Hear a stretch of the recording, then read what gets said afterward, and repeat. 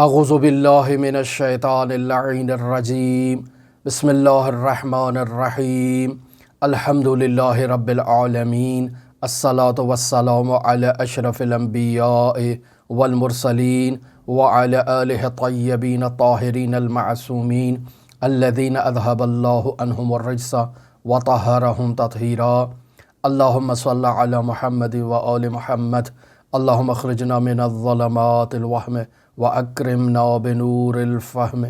اللهم افتح علينا أبواب رحمتك وانشر علينا خزائن علومك برحمتك یا ارحم الراحمین۔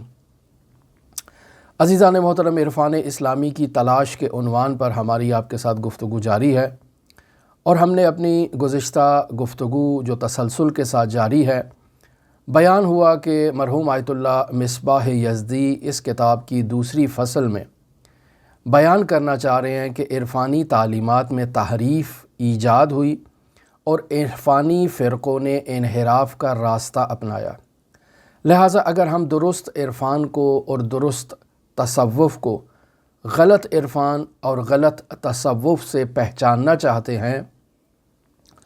تو اس کے لیے نہایت ضروری ہے کہ ہم عرفان سازی اور عرفان کی ترویج، تصوف سازی اور تصوف کی ترویج میں استعمار کے کردار کا بخوبی جائزہ لیں۔ اس وقت دنیا میں مختلف ایسے گروہ جو تہذیب نفس کے میدان میں اپنا کردار ادا کر رہے ہیں، ان فرقوں کی تاسیس اور ان فرقوں کی ترویج میں ہم استعماری کردار کو اچھی طرح سے جانیں اور تاریخی شواہد کی صورت میں جانیں۔ ایسے ہی اپنے خیالات سے اور خود سے جو ہے وہ گمانہ زنی نہ کریں کہ فلان بھی جو ہے وہ استعمار کا ایجنٹ ہے، فلاں شخص بھی استعمار کا ایجنٹ ہے۔ یہ گناہ ہے عزیزان محترم، فعل حرام ہے۔ انسان کے پاس مدارک ہونے چاہیے، شواہد ہونے چاہیے، قاطع دلائل اور برہان ہونے چاہیے، اور ان قاطع برہان اور دلائل کی روشنی میں انسان کسی مطلب کو بیان کر سکتا ہے۔ خود سے انسان جو ہے وہ گمان زنی کرنا، خود سے انسان کا کسی شخصیت پر تہمت لگانا، یہ افتراء ہے، تہمت ہے، گناہ کبیرہ ہے، فعل حرام ہے، اور ایسا شخص کبھی بھی ہرگز کسی بھی بلند روحانی مقام پر فائز نہیں ہو سکتا۔ در واقع ایسا انسان خود شیطان کا ایجنٹ ہے، خود شیطان نے اس کو اغوا کر کے رکھا ہوا ہے۔ ہم نے جن فرقوں کو آپ کی خدمت میں بیان کیا، ان فرقوں کے پیچھے خود استعمار کے کردار سے متعلق استعمار نے اعتراف کیا ہے، اور اس کے متعدد تاریخی شواہد موجود ہیں، متعدد کتابیں موجود ہیں۔ تاریخ میں ان شخصیات کا کردار اس قدر واضح طور پر بیان ہوا ہے کہ انہوں نے کیسے استعمار کی خدمت کی، کیسے استعمار کے وہ اعلی کار بنے، کیسے استعمار کے مقاصد کی ترویج میں انہوں نے اپنا کردار ادا کیا۔ بس ایسے میں ہم مقدس شخصیات جو اسلام کی مقدس شخصیات ہیں، جنہوں نے اسلام کی ترویج میں، اسلام کی اشاعت میں اپنا کردار ادا کیا ہے، جیسے مرحوم امام خمینی رحمۃ اللہ علیہ جیسی گراں قدر شخصیت، اگر کوئی احمق شخص ایسی شخصیت پر اگر تہمت لگائے، یا مرحوم مفسر عظیم الشان قرآن علامہ محمد حسین طباطبائی رحمۃ اللہ علیہ جیسی شخصیت پر تہمت لگائے، تو آپ بلا شک و شبہ اس بات پر یقین رکھیں کہ وہ شیطان کا اعلی کار ہے۔ اگر وہ کسی استعماری طاقت کا اعلی کار نہیں ہے تو شیطان نے حتماً اسے اغوا کر کے رکھا ہے، اور شیطان اس کے ذریعے سے ایسی باتیں جاری کروا رہا ہے جیسے ہماری ویڈیوز کے کومنٹس میں بعض نامعلوم قسم کے افراد، بعض جاہل قسم کے افراد، بعض نادان قسم کے افراد ایسے کومنٹس جو ہیں وہ پاس کرتے ہیں۔ ان کی ہدایت کا راستہ بند ہو چکا ہے، چونکہ خداوند متعال ایسے شخص کی ہدایت بھی نہیں کرتا جو خود سے اپنی ہدایت کے لیے کوشش نہ کرے، جو ہدایت نہ چاہے۔ ایسے شخصوں کے افراد کے دلوں پر در واقع مہریں لگ چکی ہوتی ہیں۔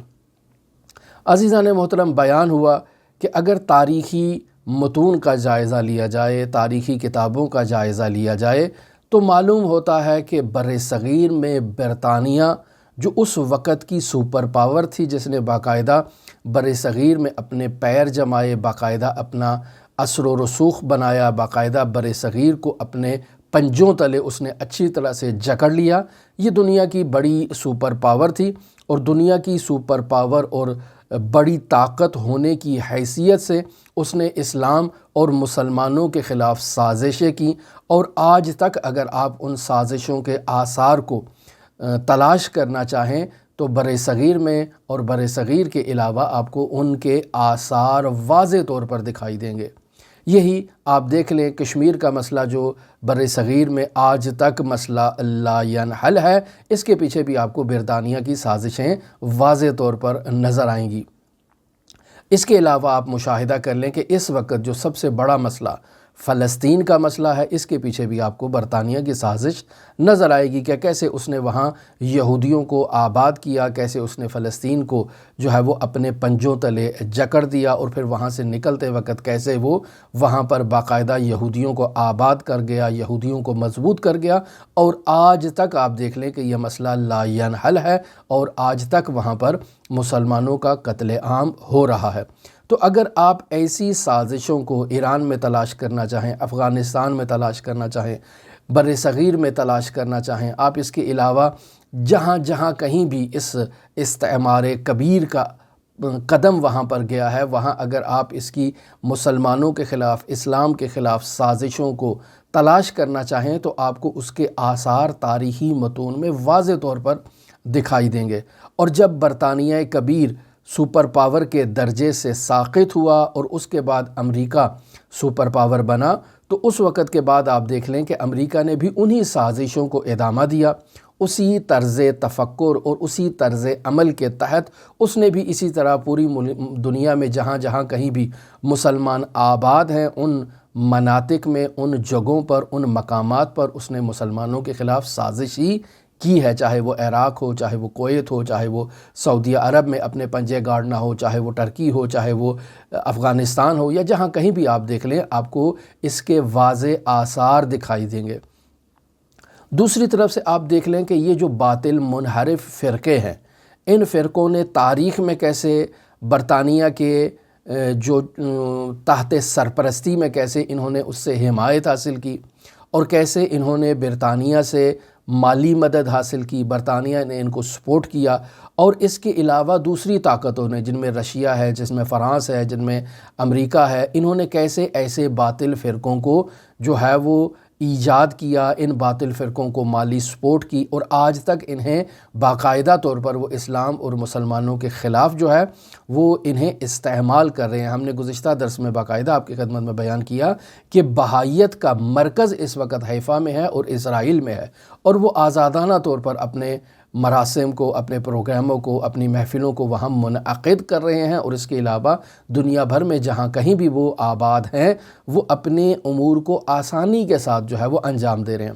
اس کے علاوہ آپ دیکھ لیں بہائیت ہے، اس کے علاوہ آپ دیکھ لیں بابیت ہے، اس کے علاوہ آپ دیکھ لیں شیخیت ہے، اس کے علاوہ آپ دیکھ لیں قادیانی ہے، اس کے علاوہ آپ دیکھ لیں کہ باقاعدہ طور پر یہ آغا خانی ہے، یہ کہاں پر اس وقت آباد ہے۔ بس یہ لوگ در واقع دنیا بھر کے مختلف ملکوں میں شاہانہ زندگی بسر کر رہے ہیں، اور ان کے مرید، ان کے عقیدت مند دنیا بھر سے ان کے لیے نذورات کو بھیجتے ہیں، اور ان کا کام صرف یہی ہے کہ یہ اپنے مریدوں کے سروں پر ہاتھ پھیر دیں، اور یہ بھی ان کا احسان ہے کہ یہ اپنے مریدوں کے سروں پر ہاتھ پھیریں، بسا اوقات ان پر بذل و بخشش کریں، ان کے لیے جو ہے وہ ہاسپٹلز تعمیر کریں، ان کے لیے جو ہے وہ تعلیمی مراکز کو تعمیر کریں، اور اس طرح سے ان کے اوپر احسان کریں تاکہ وہاں وہ مفت تعلیم حاصل کریں، مفت اپنا علاج کروائیں، اور اس انداز میں وہ باقاعدہ طور پر جو ہے وہ ان کی نشر و اشاعت ہو، ایک تبلیغی سیٹ اپ قائم ہو جائے گا، اور اسی طرح سے لوگ ان کے گرویدہ ہو جائیں گے کہ مشکل وقت میں انہوں نے ہمارا مفت علاج کیا، یا انہوں نے ہمیں مفت تعلیم کی سہولت ایجاد کی۔ لہٰذا مرحوم آیت اللہ مصباح فرماتے ہیں کہ اگر آپ استعمار کبیر برطانیہ کی انہی سازشوں کا جائزہ لینے کے لیے ہندوستان کی طرف اگر رجوع کریں تو آپ کو ہندوستان میں بھی ایسے متعدد فرقے نظر آئیں گے کہ جو برطانیہ کی جو سرپرستی میں انہوں نے نشو و نما پائی، ان کا آغاز ہوا، اور اسی برطانیہ کبیر کی سرپرستی میں انہوں نے باقاعدہ طور پر اپنی تبلیغات کا آغاز کیا، دنیا میں پھیلے، اور آج بھی ان کے آثار آپ کو دنیا میں نظر آئیں گے۔ آیت اللہ مصباح یہاں قادیانیوں کی مثال دے رہے ہیں، اسماعیلیوں اور آغا خانیوں کی مثال دے رہے ہیں کہ جو استعمار یعنی برطانیہ کبیر بطور خاص، اور آج کل استعمار تو بطور اطلاق دوسرے ممالک بھی اس میں شامل ہے، کہ وہ ان کے دھوکے میں آئے یا ان کے آلۂ کار بنے ماضی میں، یا آج بھی ان کے آلۂ کار ہیں۔ یہاں اس کتاب کے حاشیے میں قادیانیوں یا احمدیوں سے متعلق کچھ وضاحت بیان کی گئی ہے، جسے ہم آپ کی خدمت میں بیان کرتے ہیں۔ مرزا غلام احمد قادیانی، یہ اس کے تمام پیروکاروں کو قادیانی کہا جاتا ہے یا احمدیہ بھی کہا جاتا ہے، ان کے فرقے کو فرقہ قادیانیہ یا فرقہ احمدیہ بھی کہا جاتا ہے۔ یہ غلام احمد قادیانی مرزا ہندوستان کی تقسیم سے پہلے جو پنجاب کا علاقہ تھا، اس میں گرداسپور کے علاقے قادیان میں 1908 کو یہ پیدا ہوتا ہے۔ اس کا انتقال البتہ پاکستان بننے کے بعد پاکستان میں اس کا انتقال ہوتا ہے، لیکن چونکہ ہندوستان میں اس قادیان میں جو مرکز ہے وہاں اسے بشارت ہوتی ہے کہ وہ منطقہ جو بھی شخص اس جگہ پر دفن ہوگا اس قبرستان میں، وہ ڈائریکٹ جنت میں جائے گا، لہٰذا اسے پاکستان سے وہاں منتقل کیا جاتا ہے اور اس قادیان کے علاقے میں اسے دفن کیا جاتا ہے۔ اس نے ابتدائی تعلیم عربی، فارسی یا اس کے علاوہ جو تعلیم ہے وہ اپنے گھر میں ہی حاصل کی، مختصر تعلیم حاصل کی، زیادہ یہ پڑھا لکھا شخص نہیں تھا اور اسے تعلیم حاصل کرنے میں زیادہ دلچسپی بھی نہیں تھی۔ اس کا والد چاہتا تھا کہ یہ پڑھ لکھ کر استعمار کبیر برطانیہ کی ملازمت کرے، لیکن اسے ملازمت سے زیادہ جاسوسی میں دلچسپی تھی اور ملازمت سے زیادہ اسے استعمار کبیر کی اس انداز میں خدمت پسند آئی، لہٰذا اس کے متعلق یوں بیان کیا جاتا ہے کہ یہ بچپن ہی سے متفکر تھا، گوشہ نشین رہا کرتا تھا، اسلام کا شہدائی تھا، بچپن ہی سے یہ ہندوؤں سے، سکھوں سے مناظرے کیا کرتا تھا اور اس کی انکم اور درآمد کا ذریعہ وہ آباء و اجداد کی زمینیں تھیں کہ جن سے جو کچھ پروفٹ حاصل ہوتا تھا یہ اس پر گزارا کیا کرتا تھا۔ 40 سال کی عمر میں اس نے ایک کتاب لکھی جس کا نام براہین احمدیہ ہے اور یہ کتاب اس وقت مشہور ہو گئی۔ پھر بیان کیا جاتا ہے کہ 40 سال ہی کی عمر میں، یا بعض لوگ کہتے ہیں نہیں 50 سال کی عمر میں، اسے باقاعدہ اس نے نبوت کا دعویٰ کیا۔ اس نے یہ دعویٰ کیا کہ اللہ تبارک و تعالیٰ کی جانب سے اسے وحی ہوئی ہے اور اسے یہ حکم ہوا ہے کہ وہ لوگوں سے بیعت لے، لہٰذا اس نے اپنی بیعت کا آغاز شروع کیا اور لوگوں سے باقاعدہ بیعت لینا شروع کی مخفیانہ طور پر، اور اشارے کنائے میں یہ لوگوں کے سامنے اپنی نبوت کا اظہار کرتا، اعلان کرتا۔ البتہ اس کی اگر تعلیمات میں دیکھا جائے تو اس میں بھی تضاد آپ کو معلوم ہوگا۔ خود یہ مرزا غلام احمد قادیانی اپنی وحی سے متعلق یوں بیان کرتا ہے کہ ابتدا میں میں نے رویائے صادقہ دیکھا، ایک نور کی کرن کو میں نے مشاہدہ کیا طلوع آفتاب سے پہلے، اور پھر بیان کرتا ہے کہ میں نے اس طرح کے 2000 سے زائد رویائے صادقہ جنہیں سچے خواب کہا جائے وہ میں نے مشاہدہ کیے، اور پھر مجھے یوں بیان کیا گیا یعنی بتایا گیا انہی رویائے صادقہ میں کہ اگر تم آسمانی نور حاصل کرنا چاہتے ہو تو آسمانی نور حاصل کرنے کے لیے تمہیں روزہ رکھنا ہوگا۔ لہٰذا مرزا غلام احمد قادیانی کہتا ہے کہ میں نے 8 مہینے یا 9 مہینے مسلسل مختصر خوراک کے ساتھ مسلسل روزے رکھے۔ اس دوران مجھ پر مکاشفات ہوا کرتے تھے، میں انبیاء کو اور اولیاء کو مشاہدہ کیا کرتا تھا، میرے اوپر الہام کے دروازے کھل چکے تھے۔ بس یہ غلام احمد قادیانی کی تعلیمات میں یہ بیان ہوتا ہے کہ اس نے آغاز میں مسیح ابن مریم ہونے کا دعویٰ کیا کہ میں عیسیٰ ابن مریم ہوں، البتہ اس کے نظریے میں خود حضرت عیسیٰ جو ہیں وہ انتقال کر چکے ہیں، یعنی یہ ہرگز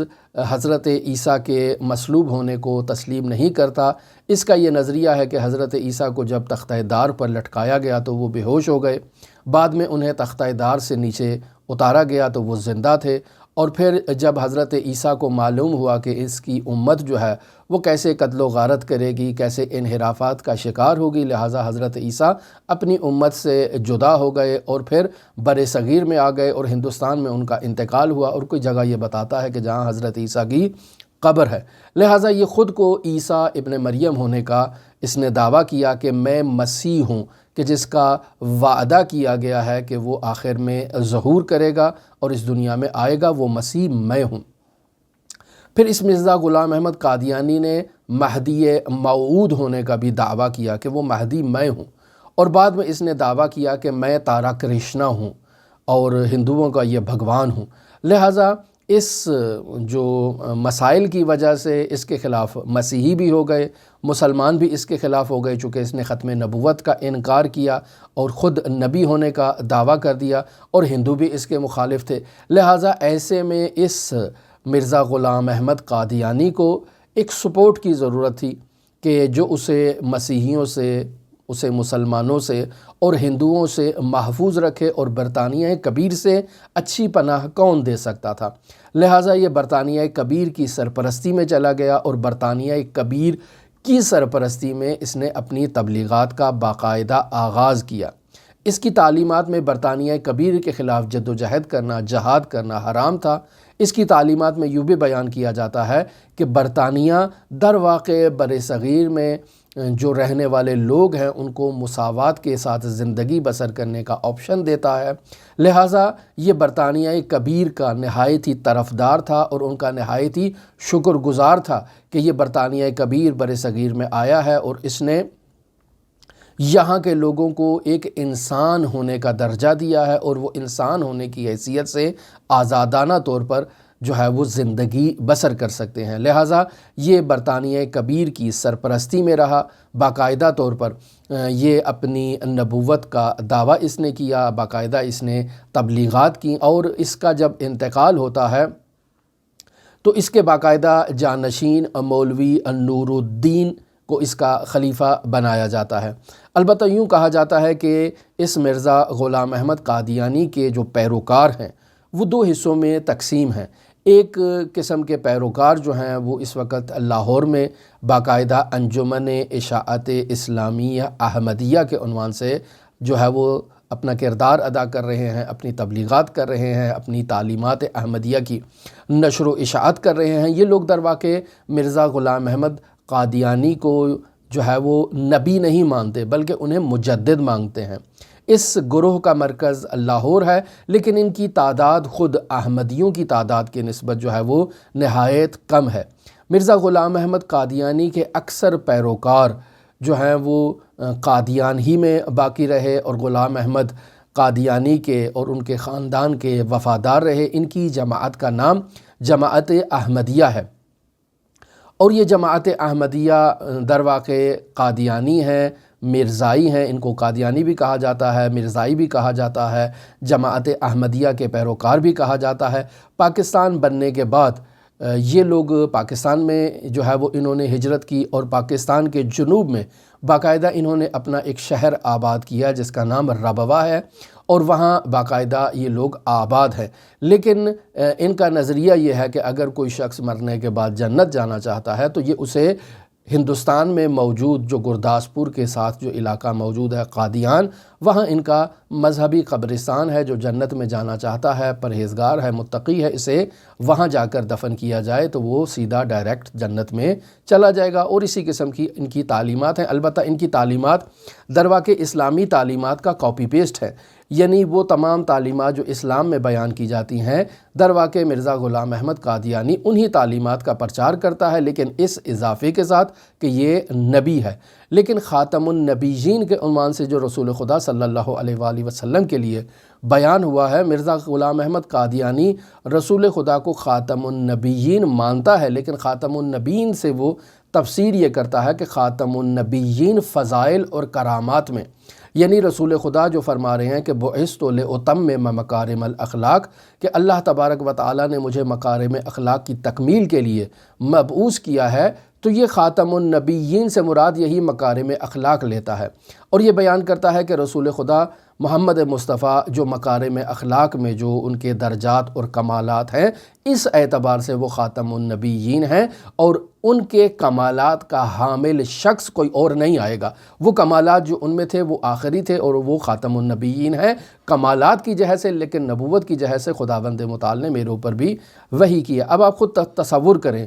ایک شخص جو پڑھا لکھا نہیں ہے، ایک شخص جو تعلیم یافتہ نہیں ہے، ایک شخص جو باقاعدہ کسی استاد کے پاس جا کر اس نے جو ہے وہ معارف عرفانی کو، معارف فلسفی کو حاصل نہیں کیا ہے،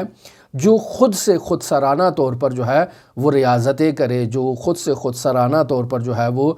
روزے رکھے، تو یقینی بات ہے ایسے شخص کو شیطان گمراہ کرتا ہے، اور شیطان اسے ایسے راستے دکھاتا ہے کہ جن کا نتیجہ جو ہے وہ اعلان نبوت پر جا کر ختم ہوتا ہے۔ لہٰذا عزیزان محترم، اسی لیے عرفانیات میں، سیر و سلوک میں باقاعدہ طور پر یہ تاکید کی جاتی ہے کہ انسان کے لیے مربی کا اور استاد کا ہونا ضروری ہے، اور انسان کو استاد بھی خداوند متعال فراہم کرے گا بشرطے کہ وہ اسلامی تعلیمات پر عمل کرے۔ لہٰذا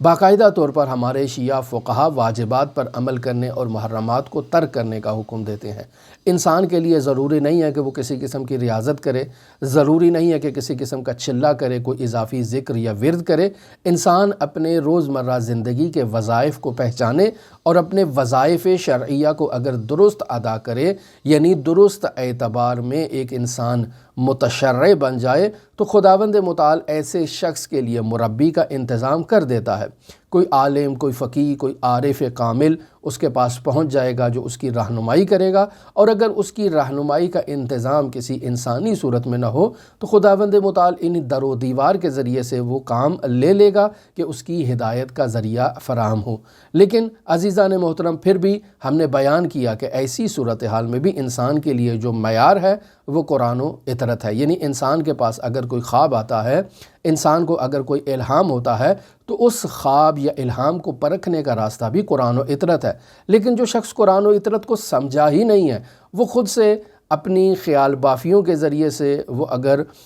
گمانہ زنی کرنا شروع کر دے کہ قرآن نے شاید یہ کہا ہو، اطرت میں شاید یہ کہا ہو، تو یقینی بات ہے کہ ایسا گمراہ شخص کبھی بھی جو ہے وہ منزل مراد اور منزل مقصود پر نہیں پہنچ سکتا۔ بس قادیانیوں سے متعلق اتنی وضاحت ہی فعلاً کافی ہے، جس میں یہ بات واضح ہو گئی کہ کیسے یہ فرقہ ایجاد ہوا اور کیسے یہ فرقہ برطانیہ کے زیر سایہ جو ہے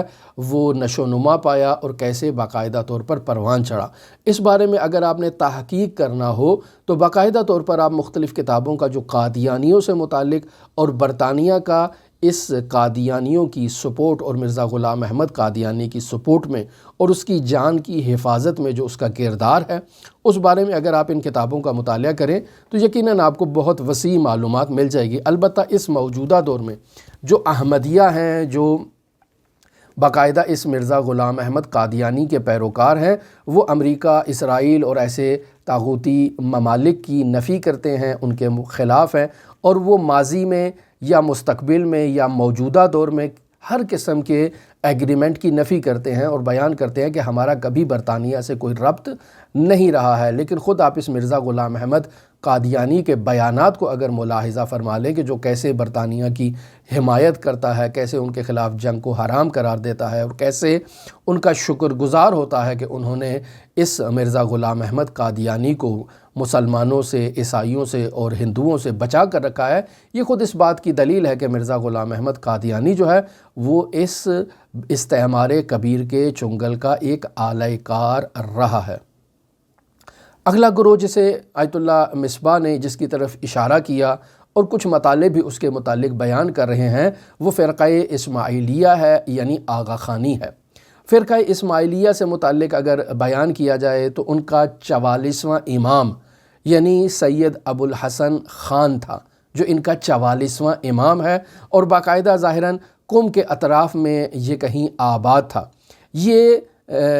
سید ابو الحسن خان جو ہے یہ اپنا شجرہ نسب حضرت امام جعفر صادق علیہ الاف و تحیت و ثنا کے فرزند اسماعیل تک پہنچاتا ہے، اور یہ ایران میں ان کا سب سے بڑا جو شخص تھا اسماعیلیوں کا وہ سید ابو الحسن خان تھا، اور یہ در واقع حکومت قاجار جو ایران میں ایک قجری حکومت تھی بادشاہی، یہ اس حکومت قاجار میں کرمان کا حکمران تھا، اور پھر بعد میں اسے حکومت سے برطرف کر دیا جاتا ہے، اور پھر جب حکومت سے برطرف کیا جاتا ہے تو وہ ایران کے علاقے محلات میں وہاں شفٹ ہو جاتا ہے اپنے خاندان کے ساتھ۔ اسے وہیں زندگی بسر کرتا ہے، اور اس کے جو معتقدین ہیں جو ہندوستان میں یا بر صغیر میں یا جہاں کہیں بھی آباد تھے، چونکہ اسماعیلیہ فرقہ بالاخر ہے ایک قدیمی فرقہ ہے، لہٰذا وہ اس کے لیے باقاعدہ نذورات دنیا بھر سے بھیجا کرتے تھے، اور یہ ان نذورات کو ایکسیپٹ کیا کرتا تھا اور ان پر زندگی بسر کیا کرتا تھا۔ اور اگر کوئی معتقد اس کے لیے نذورات نہ بھیج سکے مختلف مسائل کی وجہ سے، بالاخر راستہ دور ہے، اتنا انتظامات نہیں ہیں، تو اس کے معتقدین ان نذورات کو دریا برد کر دیا کرتے تھے، ان کا یہ عقیدہ تھا کہ اگر ہم ان نذورات کو دریا میں بھی ڈال دیں تب بھی یہ سید ابوالحسن خان تک پہنچ جائیں گی کہ جو ہمارا امام ہے۔ لہٰذا یہ سید ابوالحسن خان اور اس کا بیٹا شاہ خلیل اللہ یہ حکومت کے پیروکار تھے، حکومت کے طرفدار تھے، قجری حکومت کے احسان مند تھے، لہٰذا یہ حکومت کے لیے حصول کے لیے جدوجہد نہیں کیا کرتے تھے۔ شاہ خلیل اللہ اور اس کے پیروکاروں کی یزد میں باقاعدہ شیعوں کے ساتھ لڑائی ہوتی ہے، چونکہ شیعہ اسماعیلیوں کو ایکسیپٹ نہیں کرتے، اور شیعوں کا یہ نظریہ ہے کہ اسماعیلی مذہب جو ہے وہ باطل مذہب ہے۔ امام جعفر صادق علیہ السلام نے باقاعدہ طور پر اس فرقہ اسماعیلیہ کی روک تھام کے لیے امام جعفر صادق علیہ السلام نے باقاعدہ اسماعیل کے انتقال پر باقاعدہ، جو آپ تاریخی منابع کی روشنی میں آپ دیکھیں کہ کیسے امام نے اس کو دفن کیا، بار بار اس کے جنازے کو روکتے، لوگوں سے گواہی لیتے کہ گواہی دو یہ اسماعیل مر گیا ہے یا زندہ ہے، تو لوگ کہتے کہ نہیں یہ مر چکا ہے۔ تو امام نے ایک خاص انداز میں اس موضوع پر بھی ہمارا ایک درس موجود ہے کہ ہم نے بیان کیا ہے اس تمام واقعے کو کہ اسماعیل کا جب انتقال ہوتا ہے تو امام جعفر صادق علیہ السلام کیسے اسماعیلیہ مکتب کی روک تھام کے لیے اقدامات انجام دیتے ہیں۔ خوب، یہ اختلاف تھا شیعوں کا کہ شیعہ امام جعفر صادق علیہ السلام کے بعد اسماعیل کی امامت کو قبول نہیں کرتے، بلکہ امام موسیٰ کاظم علیہ السلام کو امام مانتے ہیں، اور یہ اسماعیلیہ جو ہیں وہ امام جعفر صادق کے بعد معتقد تھے کہ اسماعیل کا انتقال نہیں ہوا، اور وہ در واقع امام جعفر صادق علیہ السلام کے بعد امام ہیں۔ تو ان کا یعنی شاہ خلیل اللہ کا اور شیعوں کا یزد میں ایک باقاعدہ ان کے درمیان جنگ ہوتی ہے، اور اس جنگ میں شاہ خلیل اللہ کو قتل کر دیا جاتا ہے۔ شاہ خلیل اللہ کا بیٹا ہے حسن علی شاہ۔ اس نوجوان کو باقاعدہ قجری حکومت کا بادشاہ فتح علی شاہ قاجار اس کی حوصلہ افزائی کرتا ہے، اسے اپنے پاس بلاتا ہے، اس کے سر پر ہاتھ پھیرتا ہے، اپنی بیٹی کا اس کے ساتھ نکاح کرتا ہے، اور اس کے قاتلین کو باقاعدہ سزا بھی دیتا ہے، اور اس حسن علی شاہ کو باقاعدہ قوم کا حکمران بھی بنا دیتا ہے۔ اب انسان سوال کرتا ہے کہ فتح علی شاہ قاجار کا کیا لینا دینا کہ وہ باقاعدہ اسماعیلیوں کے ساتھ اس قدر ہمدردی دکھا رہا ہے، اس قدر انہیں سپورٹ کر رہا ہے، اور باقاعدہ حسن علی شاہ کو اپنی بیٹی بھی دے رہا ہے، اسے قوم کا حکمران بھی بنا رہا ہے، اس کا ان تمام چیزوں سے کیا سروکار ہے؟ یہ ایک سوال ہے نا، اس سوال کی تحقیق ہونی چاہیے۔ پس فتح علی شاہ نے قاجار نے اس حسن علی شاہ کو ایک لقب دیا، اور وہ لقب آغا خان تھا۔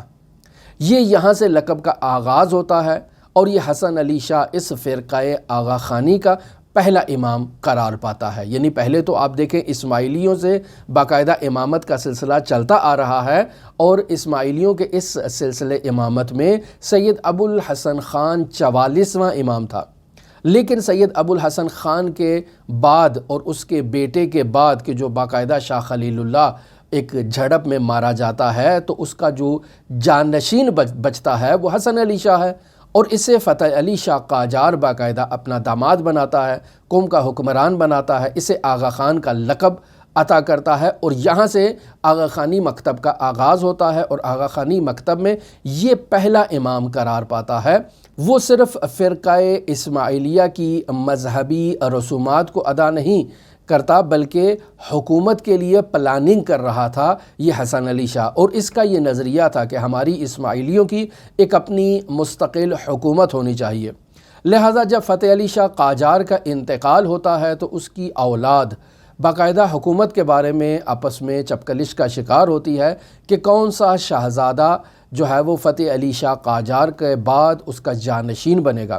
جب شہزادوں کی جنگ ہے تو ایسے میں داماد کیوں نہ بیچ میں کودے۔ لہٰذا حسن علی شاہ کو بھی موقع ملا اپنی قسمت آزمائی کا۔ اس نے بھی حکومت کو ہتھیانے کے لیے متعدد بار جو ہے وہ بغاوت کی، جو اس وقت کے